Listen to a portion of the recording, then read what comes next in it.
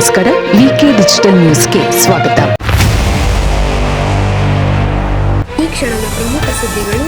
ಮಾತು ತಪ್ಪಿದ್ದಕ್ಕೆ ಮಂತ್ರಿ ಸ್ಥಾನಕ್ಕೆ ಅಧಿಕೃತವಾಗಿ ರಾಜೀನಾಮೆ ನೀಡುತ್ತಿದ್ದೇನೆ ಎಂದ ರಾಮಲಿಂಗಾರೆಡ್ಡಿ. ದೇಶದಲ್ಲಿ ವಿಧ್ವಂಸಕ ಕೃತ್ಯಕ್ಕೆ ಸ್ಕೆಚ್, ಇಬ್ಬರು ಪಾಕ್ ಉಗ್ರರ ಅರೆಸ್ಟ್.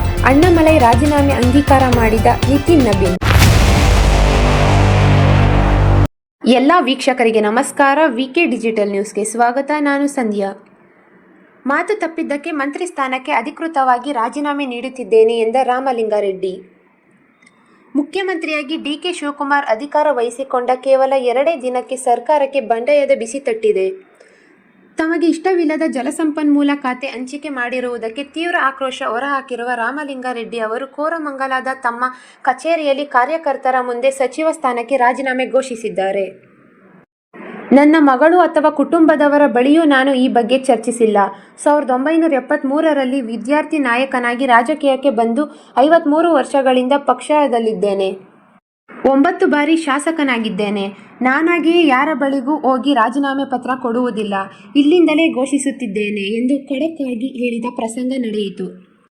ಯಾರ ಮನವೊಲಿಕೆಗೂ ಬಗ್ಗದ ರೆಡ್ಡಿ, ನನ್ನ ನಿರ್ಧಾರ ಅಚಲ, ಯಾರನ್ನು ಭೇಟಿಯಾಗುವ ಪ್ರಶ್ನೆಯೂ ಇಲ್ಲ ಎಂದು ಹಠ ಹಿಡಿದಿರುವುದು ಡಿಕೆಶಿಗೆ ಆರಂಭದಲ್ಲೇ ಅತಿ ದೊಡ್ಡ ತಲೆನೋವಾಗಿ ಪರಿಣಮಿಸಿದೆ. ರಾಮಲಿಂಗಾರೆಡ್ಡಿ ಅವರು ಕೇವಲ ಖಾತೆಗಾಗಿ ರಾಜೀನಾಮೆ ನೀಡುತ್ತಿಲ್ಲ, ಬದಲಿಗೆ ತಮಗೆ ಕೊಟ್ಟ ಮಾತು ತಪ್ಪಿದ್ದಕ್ಕಾಗಿ ಈ ನಿರ್ಧಾರಕ್ಕೆ ಬಂದಿದ್ದಾರೆ. ನಾನು ನನ್ನ ಆತ್ಮಸಾಕ್ಷಿಗೆ ವಿರುದ್ಧವಾಗಿ ಕೆಲಸ ಮಾಡಲು ಸಾಧ್ಯವಾಗದ ಕಾರಣ ಸಚಿವ ಸ್ಥಾನಕ್ಕೆ ರಾಜೀನಾಮೆ ನೀಡುತ್ತಿದ್ದೇನೆ ಎಂದು ರಾಜೀನಾಮೆ ಪತ್ರದಲ್ಲಿ ಉಲ್ಲೇಖಿಸಿದ್ದಾರೆ. 2023ರಲ್ಲಿ ಸಿದ್ದರಾಮಯ್ಯ ಸಂಪುಟ ರಚನೆ ವೇಳೆ ನನಗೆ ಬೆಂಗಳೂರು ನಗರಾಭಿವೃದ್ಧಿ ಖಾತೆ ನೀಡುವುದಾಗಿ ಡಿಕೆಶಿ ಹಾಗೂ ಬೈರತಿ ಸುರೇಶ್ ಭರವಸೆ ನೀಡಿದ್ದರು. ಆಗಲೂ ಕೂಡ ಸಾರಿಗೆ ಖಾತೆ ನೀಡಿ ಸಮಾಧಾನಿಸಿದ್ದರು. ನಾನು ಬೇಸರಗೊಂಡಾಗ ಮುಂದೆ ತಾವೇ ಸಿಎಂ ಆದಾಗ ಬೆಂಗಳೂರು ನಗರಾಭಿವೃದ್ಧಿ ಇಲಾಖೆಯನ್ನು ಕೊಡುವುದಾಗಿ ಡಿಕೆಶಿ ನನ್ನ ಕೋರಮಂಗಲದ ನಿವಾಸಕ್ಕೆ ಬಂದು ಮಾತು ಕೊಟ್ಟಿದ್ದರು. ಆದರೆ ಈಗ ಸಿಎಂ ಆದ ಬೆನ್ನಲ್ಲೇ ಜಲಸಂಪನ್ಮೂಲ ಖಾತೆ ನೀಡಿದ್ದಾರೆ. ಅದಕ್ಕೆ ನನ್ನ ಮನಸ್ಸು ಒಪ್ಪುತ್ತಿಲ್ಲ ಎಂದು ರೆಡ್ಡಿ ತೀವ್ರ ಬೇಸರ ಹೊರಹಾಕಿರುವುದು ಕೂಡ ಕಂಡುಬಂದಿದೆ. ಕೋರಮಂಗಲದ ಕಚೇರಿಯಲ್ಲಿ ಮಾಧ್ಯಮಗಳ ಮುಂದೆಯೇ ರಾಜೀನಾಮೆ ಪತ್ರ ಸಿದ್ಧಪಡಿಸುವ ವೇಳೆ ಹೈ ಡ್ರಾಮಾ ನಡೆಯಿತು. ಯೂತ್ ಕಾಂಗ್ರೆಸ್ ನಾಯಕ ಮನೋಹರ್ ರವರು ಹೇಳುವಂತೆ ಡಿಕೆ ಶಿವಕುಮಾರ್ ಅವರು ಮಾತನಾಡುತ್ತಾರೆ, ದಯವಿಟ್ಟು ದುಡುಕಬೇಡಿ ಎಂದು ಮನವೊಲಿಸಲು ಯತ್ನಿಸಿದ್ದಾಗ ರಾಮಲಿಂಗಾರೆಡ್ಡಿ ಮತ್ತು ತೀವ್ರ ಆಕ್ರೋಶಗೊಂಡರು ಎನ್ನಲಾಗಿದೆ. ಮನೋಹರ್, ನನಗೆ ಕೋಪ ಭರಿಸಬೇಡಿ, ನನ್ನ ನಿರ್ಧಾರ ಮುಗಿದ ಕತೆ, ನೀವು ಮೊದಲು ಹೊರಗೆ ಹೋಗಿ, ನಾನು ಮಾತನಾಡಬೇಕು ಎಂದು ಗದರಿದ್ದಾರೆ. ಹಿರಿಯ ನಾಯಕರೇ ಹೀಗೆ ಬಹಿರಂಗವಾಗಿ ಬಂಡಾಯದ ಬಾವುಟ ಹಾರಿಸುವುದು ಸಿಎಂ ಡಿಕೆ ಶಿವಕುಮಾರ್ ಅವರಿಗೆ ದೊಡ್ಡ ಹಿನ್ನಡೆಯಾಗಿದೆ.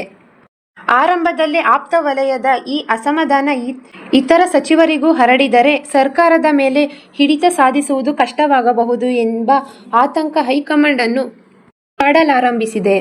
ವರಿಷ್ಠರು ಸಚಿವ ರಾಮಲಿಂಗಾರೆಡ್ಡಿ ಅವರನ್ನು ಹೇಗೆ ಸಮಾಧಾನ ಪಡಿಸುತ್ತಾರೆ ಎಂದು ಕಾದು ನೋಡಬೇಕಾಗಿದೆ. ಅಣ್ಣಾಮಲೈ ರಾಜೀನಾಮೆ ಅಂಗೀಕಾರ ಮಾಡಿದ ನಿತಿನ್ ನಬೀನ್. ತಮಿಳುನಾಡು ಬಿಜೆಪಿಯ ಮಾಜಿ ಅಧ್ಯಕ್ಷ ಹಾಗೂ ಮಾಜಿ ಐಪಿಎಸ್ ಅಧಿಕಾರಿ ಕೆ ಅಣ್ಣಾಮಲೈ ಬಿಜೆಪಿಗೆ ಗುಡ್ ಬೈ ಹೇಳಿದ್ದಾರೆ. ರಾಷ್ಟ್ರೀಯ ಅಧ್ಯಕ್ಷ ನಿತಿನ್ ನಬೀನ್ ಅವರ ರಾಜೀನಾಮೆ ಪತ್ರವನ್ನು ಅಂಗೀಕರಿಸಿದ್ದಾರೆ.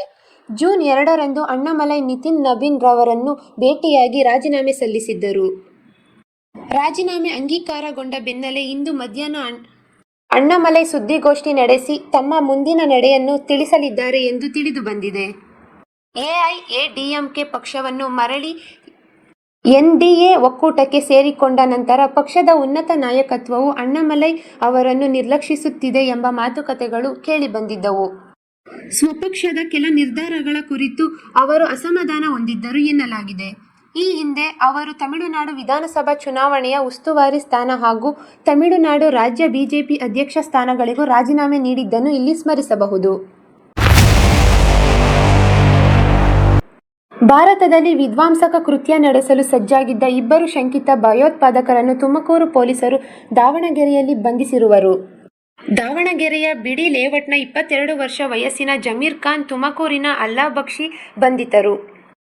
ಈ ಇಬ್ಬರು ಪಾಕ್ನ ಐಎಸ್ಎಸ್ ಫಂಡಿಂಗ್ ಮಾಡುತ್ತಿದ್ದ ಉಗ್ರರಾದ ಶಾಬಾಸ್ ಬುಟ್ಟಿ ಹಾಗೂ ರಾಣಾ ಉನೇನ್ ಜೊತೆ ನಿರಂತರ ಸಂಪರ್ಕದಲ್ಲಿದ್ದರು.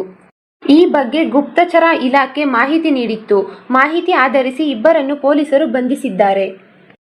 ಈ ಇಬ್ಬರು ಸೇರಿ ದುರಂಧರ್ ಶೈಲಿಯಲ್ಲಿ ಭಾರತದಲ್ಲಿ ವಿಧ್ವಂಸಕ ಕೃತ್ಯಗಳನ್ನು ನಡೆಸಲು ಸಂಚು ರೂಪಿಸಿದ್ದರು ಎನ್ನಲಾಗಿದ್ದು, ದುರಂಧರ್ ಸಿನಿಮಾದಲ್ಲಿ ಹೇಗೆ ಪಾಕಿಸ್ತಾನದಲ್ಲಿ ಬಾಂಬ್ ಸ್ಫೋಟ ಮಾಡಿದ್ರೋ ಅದೇ ರೀತಿ ಭಾರತದಲ್ಲಿ ನಡೆಸಲು ಸಂಚು ರೂಪಿಸಿದ್ದರು ಎಂದು ತಿಳಿದು ಬಂದಿದೆ. ಈ ಇರುವರನ್ನು ಪಾಕಿಸ್ತಾನ್ ಇಂಟೆಲಿಜೆನ್ಸ್ ಆಪರೇಟರ್ಸ್ ಉಗ್ರರು ಬಳಕೆ ಮಾಡಿಕೊಂಡಿದ್ದರು ಎನ್ನಲಾಗಿದೆ. ವಾಟ್ಸಾಪ್, ಇನ್ಸ್ಟಾಗ್ರಾಂ ಸೇರಿದಂತೆ ಸಾಮಾಜಿಕ ಜಾಲತಾಣದಲ್ಲಿ ನಿರಂತರವಾಗಿ ಉಗ್ರರ ಸಂಪರ್ಕದಲ್ಲಿದ್ದರು. ದೇಶದಲ್ಲಿ ಸಂಚು ನಡೆಸಲು ಭಾರತದ ಮುಸ್ಲಿಂ ಯುವಕರನ್ನು ಬಳಕೆ ಮಾಡಿಕೊಂಡು ಐಎಸ್ಎಸ್ ಭಯೋತ್ಪಾದಕ ಸಂಘಟನೆ ವಿಸ್ತರಿಸಲು ಸಂಚು ರೂಪಿಸಿದ್ದರು.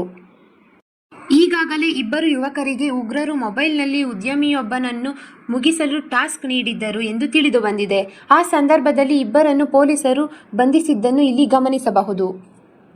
ದಾವಣಗೆರೆಯ ಬಿಡಿ ಲೇಔಟ್ ನಿವಾಸಿಯಾಗಿದ್ದ ಶಂಕಿತ ಭಯೋತ್ಪಾದಕ ಕಟ್ಟಡ ನಿರ್ಮಾಣ ಕೆಲಸ ಮಾಡಿಕೊಂಡು ಜೀವನ ನಡೆಸುತ್ತಿದ್ದ.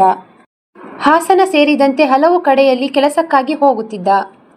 ತಂದೆ ತಾಯಿ ಇಬ್ಬರು ಸಹೋದರರ ಜೊತೆ ದಾವಣಗೆರೆಯಲ್ಲಿ ವಾಸವಿದ್ದ ಎಂದು ಹೇಳಲಾಗುತ್ತಿದೆ. ಇನ್ಸ್ಟಾಗ್ರಾಂ ಮೂಲಕ ಪಾಕಿಸ್ತಾನದ ಶಹಬಾಸ್ ಬುಟ್ಟಿ ಹಾಗೂ ರಾಣಾ ಉನೇನ್ ಜೊತೆ ಈತನಿಗೆ ಸಂಪರ್ಕ ಇಟ್ಟುಕೊಂಡಿದ್ದರು ಹಾಗೂ ಅವರ ನಿರ್ದೇಶನದಂತೆ ಭಾರತದಲ್ಲಿ ಸಂಚು ರೂಪಿಸಿದ್ದ ವಿಚಾರ ಪ್ರಾಥಮಿಕ ತನಿಖೆಯಲ್ಲಿ ಬೆಳಕಿಗೆ ಬಂದಿದೆ. ಇದು ಈವರೆಗಿನ ಸುದ್ದಿಗಳು. ಮತ್ತಷ್ಟು ಸುದ್ದಿಗಳಿಗಾಗಿ ನೋಡ್ತಾ ಇರಿ ವಿಕೆ ಡಿಜಿಟಲ್ ನ್ಯೂಸ್. ವೀಕ್ಷಕರೇ, ವಿಕೆ ಡಿಜಿಟಲ್ ನ್ಯೂಸ್ ಯೂಟ್ಯೂಬ್ ಚಾನಲ್ ಅನ್ನು ಲೈಕ್ ಮಾಡಿ, ಸಬ್ಸ್ಕ್ರೈಬ್ ಮಾಡಿ ಮತ್ತು ಹೆಚ್ಚಿನ ಜನರಿಗೆ ಶೇರ್ ಮಾಡಿ.